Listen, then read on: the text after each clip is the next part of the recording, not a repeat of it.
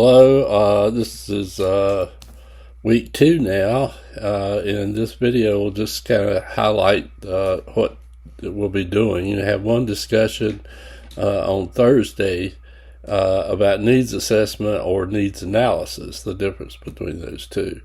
And remember in the discussions, if you have your discussion done by Thursday, that gives people time to respond, and then you respond to one person yourself. It could be me, or it could be a peer, or you could respond to several people. It's fine. But there's an article here for you to read Thursday about the difference between needs assessment and needs analysis. Okay, so just kind of explain it, but also talk about how it relates to you and your profession, or the teacher position, or wherever you're at. And that's the importance of these discussions, is relate these topics to yourself. Okay, how does it apply to you? What do you think about it? Your opinions, your experience. That's what we want to hear. Okay. And then have one source. Could be it should be your reading, and then the other one more source for somewhere else. Okay, that you can find that helps our conversation. Okay, that's what we're looking at. Is conversation between you and the others in your class, right?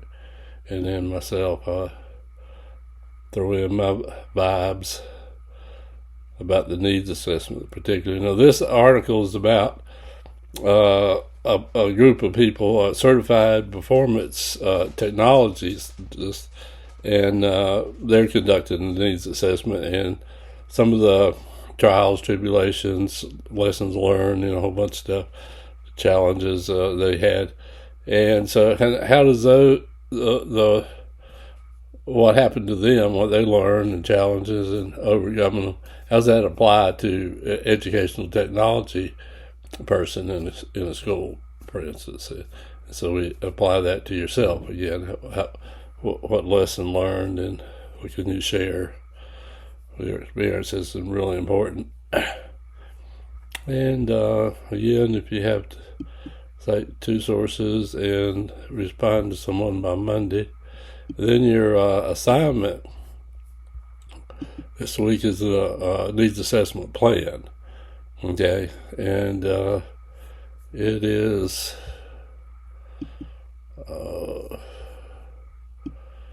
let's see how many points this is.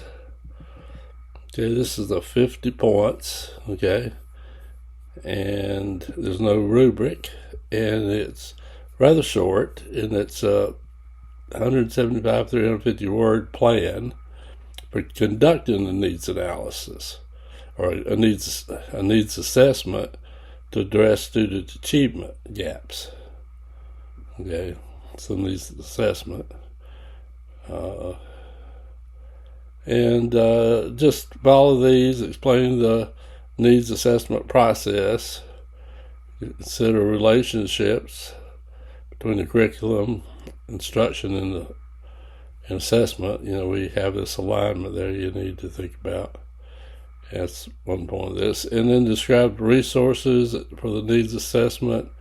And then so the stakeholders are real important.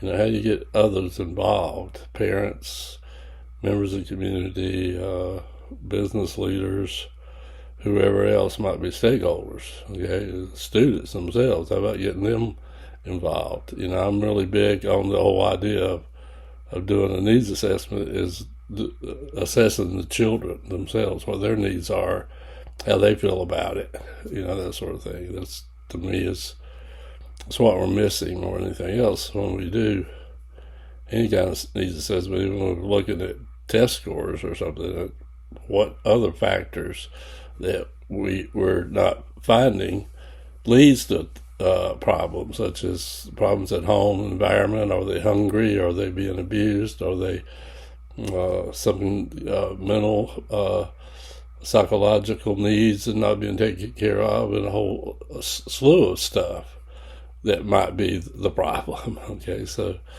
I'm big on that sort of thing. And so that is it for the week. So you have 2 chapters, chapter 4 and 5 to read, and then a couple resources, and that's it for the week. All right, if you have any questions, need anything, please contact me and communicate. Okay, that's the important part. So we communicate. Okay, all right. Talk to you later. Bye.